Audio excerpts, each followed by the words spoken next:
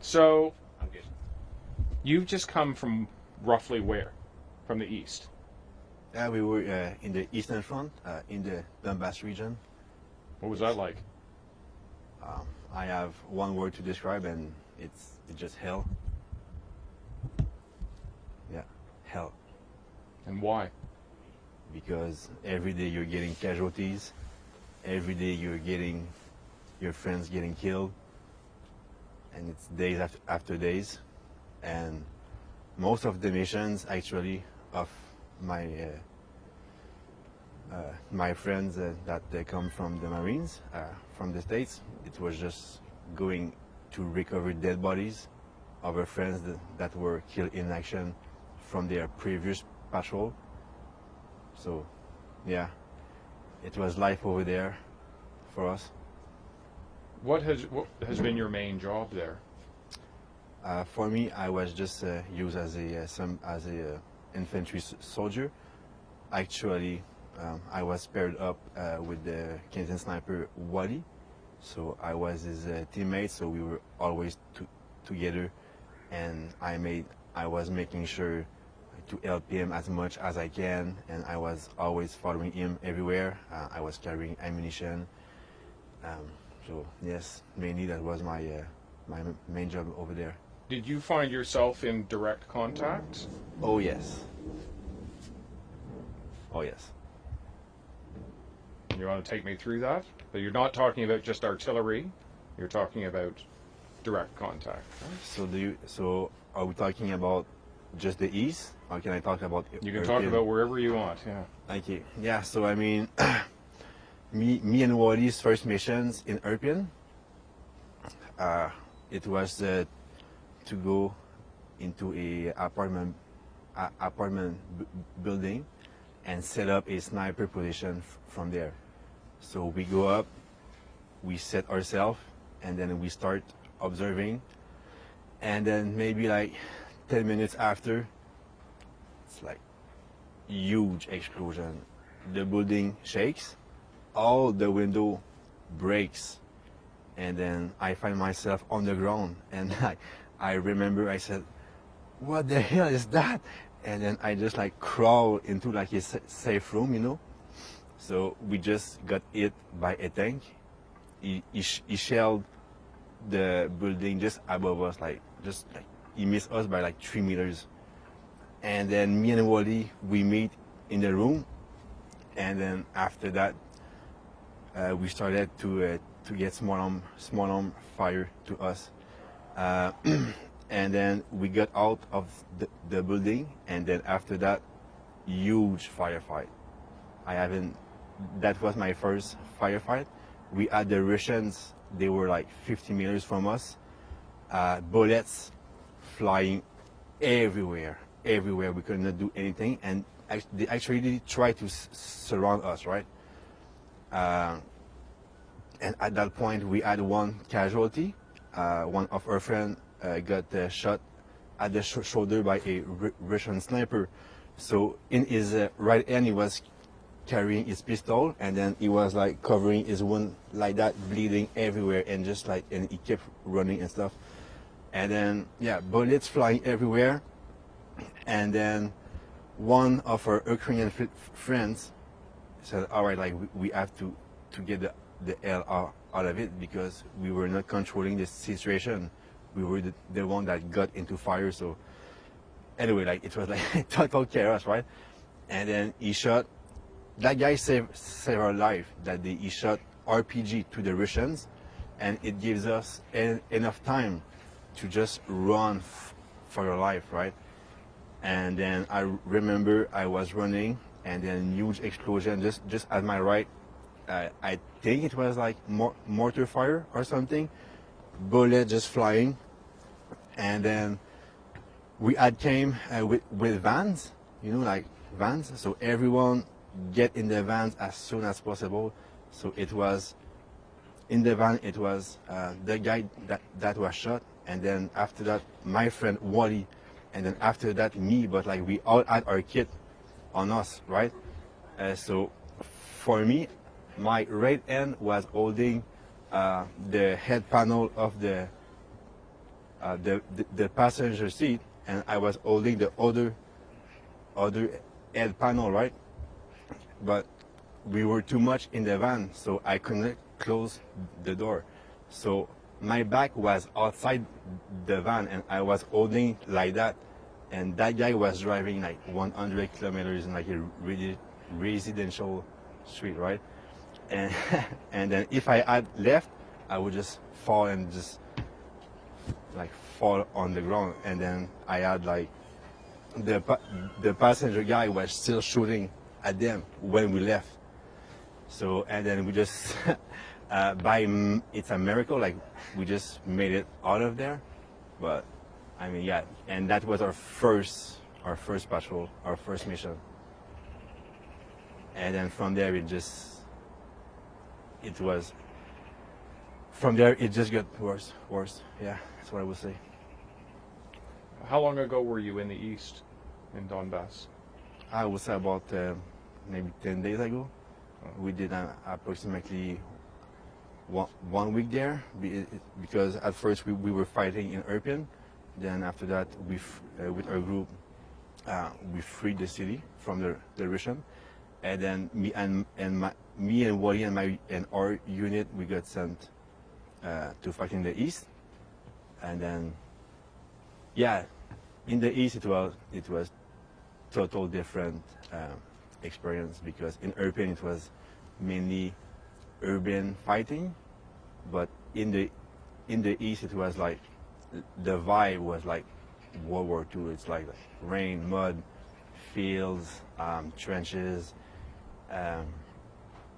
Yeah, and it was hard because there was an entire Russian tank regiment on the other side of the valley, but we could not really do anything because we had one Javelin with us, and actually Wali learned in 2 hours how to operate the Javelin.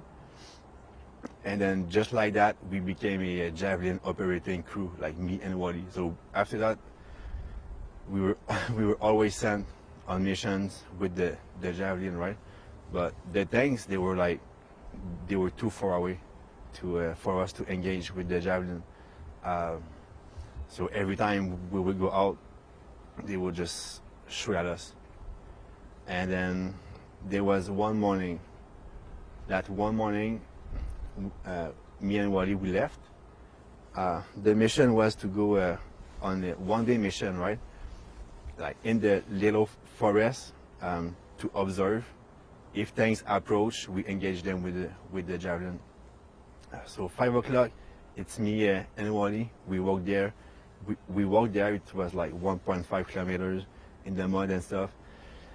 And then we arrived on our position, and there was like a trench, and there were already 2 of our friends, Ukrainian, in the trench, right? So Wali looked at me and he said, "Hey buddy, like, can you just stay in the trench? Like, you don't need to be outside." And I was like, "All right, man.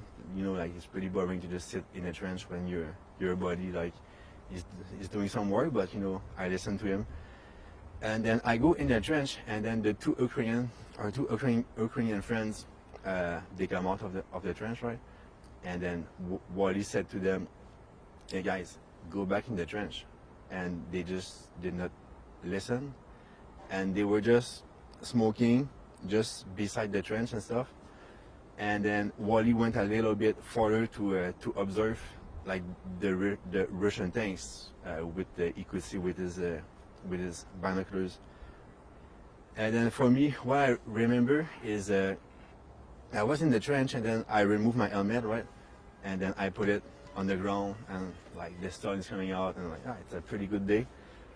Maybe I will go out and just like talk to my Ukrainian friends, right? So I'm about to come out.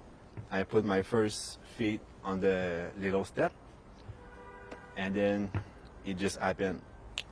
Huge explosion. So I fell in the trench on my back, and it's just like in the movies, like in my ears, like ding, like that little sound. Then I'm like, what the hell? And then I get up, Then I understood what had happened. Like we just got shot by a Russian tank, and it was like very precise shot. They could see us very good, right? They shot right between our two friends, and then I got up, I put back my helmet, and I look, I see one of my friends dead. Is not moving. He's not moving. He's just lying on the ground. He's dead. It's sure he's dead. Like there's no way to survive that. And then I looked to the other one. He was like just a couple of feet from me, and then he was still breathing but no legs. He didn't have any legs. And then we made eye contact. I looked at him. He looked at me.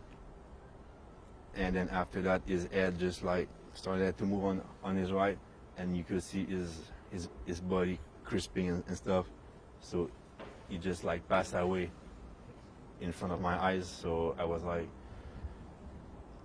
all right. So yeah, just two of my friends died in front of my eyes. So and then after that, me and Wali. I mean, Wali saved my life on that day, because he told me to stay in the trench. But after that, me and Wally just got together.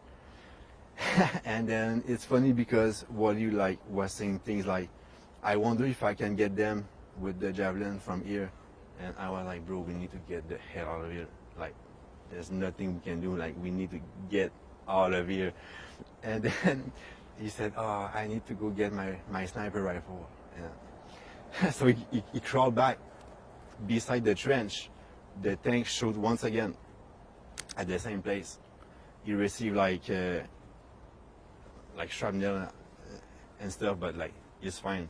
And then he took a look on the guys just to double check, but there was nothing. Like they were both dead, right? So he grabbed his sniper rifle and then he started running. And then we started to run, and then we heard the thing shooting again. And then we just went back to the base at that point.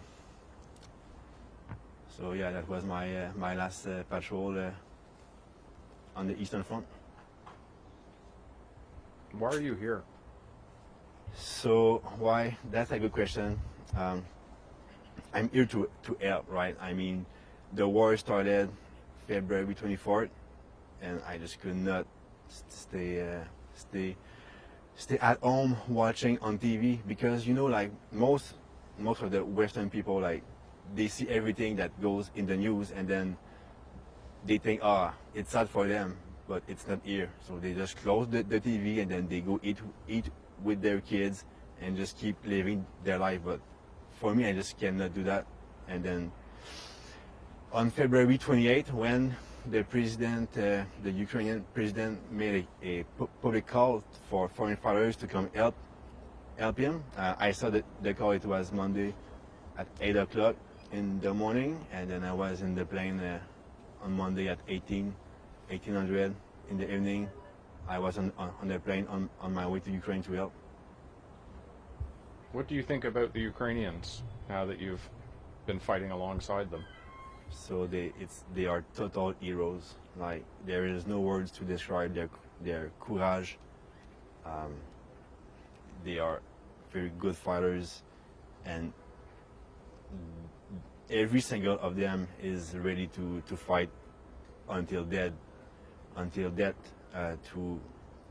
to save their country. So for us, we are lucky. We can always go back home and like try to live a normal life, but for them, no. Like, they can, like, their home is the one at war, so they don't have any choice to keep fighting no matter what happens. Speaking of back home, what do you say to your family? Vos familles. I'm saying I am sorry for like all the stress that I am giving you, but I think I have a job to do here. I want to do my part. I want to help those guys. So Yeah, I hope they understand. Just one thing, it struck me because you wear the Canadian flag very proudly. Oui, Do you think Canada should be doing more? of course. Yes, sir. We are talking here about a country that has been invaded totally by an other country, right? And we are talking about civilians dying every day. In Mariupol, they had 10,000 civilians dying. 10,000 civilians dying. Like, I don't know if you realize, I was fighting in Irpin, and then we found mass grave in Bucha, right? So, I understand that Ukraine is not part of NATO, right? But my feel is that the world has let down Ukraine in a whole. Just using the excuse, okay, Ukraine is not part of NATO, so we will just like sit back and watch, and good luck. And I mean, I would just like to say thank you for like money, weapons and stuff. But at the end of the day, if NATO had stepped in, the war would have been done in like less than a week, right? And but because everyone sit back and watch, well, we are seeing all those civilians dying, and now it's day one of the war, and it's still not over. And even the President Zelensky himself, he said that the sanctions are not doing anything. Like, you know, like, thank you for the sanctions, but it's not gonna stop the war. It's not gonna do anything. What do we need? We need boots on the ground. We need troops. We need to unite together and help Ukraine. That's what we need. Prayers, I'm sorry, but it doesn't do anything. Money, yes, it helps. Armaments, yes, it helps. But at the end of the day, the Ukrainians are let alone to fight against Russia. We let the Ukrainians fight alone against Russia, and I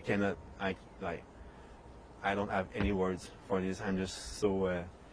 That's why I had to come here to help them, because I feel that the world had let down the Ukrainians.